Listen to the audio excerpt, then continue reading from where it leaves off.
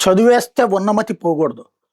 గుడి దగ్గరికెళ్ళినప్పుడు టిక్కెట్లకు సంబంధించి digital payments తీసుకొని తప్పే లేదు. ఎందుకంటే ఈ మధ్య కాలంలో కొత్త మోడల్స్ వచ్చేసినాయి. మనం టిక్కెట్ గనక చేతికి తీసుకొని ఆ టిక్కెట్ అక్కడ ఇస్తే ఆ టిక్కెట్‌ని మళ్ళీ రీసైక్లింగ్ చేసి అమ్మేటటువంటోళ్ళు గూడా ఉన్నారు. అలాంటి దొంగలు గూడా ఉన్నారు. అంటే ఫర్ ఎగ్జాంపుల్ ఇప్పుడు 100 టిక్కెట్టో, 300 టిక్కెట్ అయితే తిరుపతిలో కష్టం. మిగతా చోట్ల సాధ్యమే. మనం రూ. 100 టిక్కెట్టో, రూ. 300 టిక్కెట్టో గేట్ దగ్గర గేట్ కీపర్ తీసుకుంటాడు.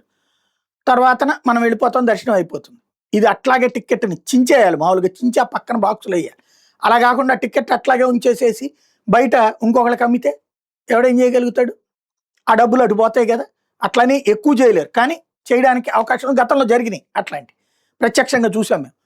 అయితే అట్లాంటి వాటిటి పరిష్కారం క్యూఆర్ కోడ్‌తో స్కాన్ చేసి స్లిప్ ఇచ్చేటట్టయితే బానే ఉంటది. ఆ డబ్బులు కరెక్ట్‌గా దేవుడి సొమ్ముని ఎవడో దోచుకోకుండా ఉపయోగపడుతుంది. కానీ దక్షిణ దగ్గర మాత్రం క్యూఆర్ కోడ్‌లు పెట్టకండి. అంతకంటే అసహ్యం ఉండదు. దక్షిణ దగ్గర దాంట్లో క్యాషే వేయనివ్వండి. అలాగే ఆ ప్రసాదాల దగ్గర కావాలంటే డిజిటల్ పెట్టుకోండి. డబ్బులు కొనుక్కునే ప్రతిదానికి ఫీజు ప్రతిదానికి పెట్టండి. చీరల దగ్గర గాని తర్వాత చీరల దగ్గర కూడా క్యూఆర్ కోడ్ పెట్టండి కావాలంటే.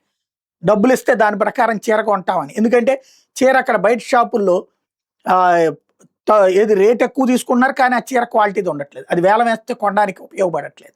కాబట్టి అట్లాంటి చోట పెట్టండి. దక్షిణ దగ్గర మాత్రం అంటే అర్చకుడికి వేసే దక్షిణ, హుండీలో వేసే దక్షిణ దగ్గర మాత్రం క్యూఆర్ కోడ్‌లొద్దు.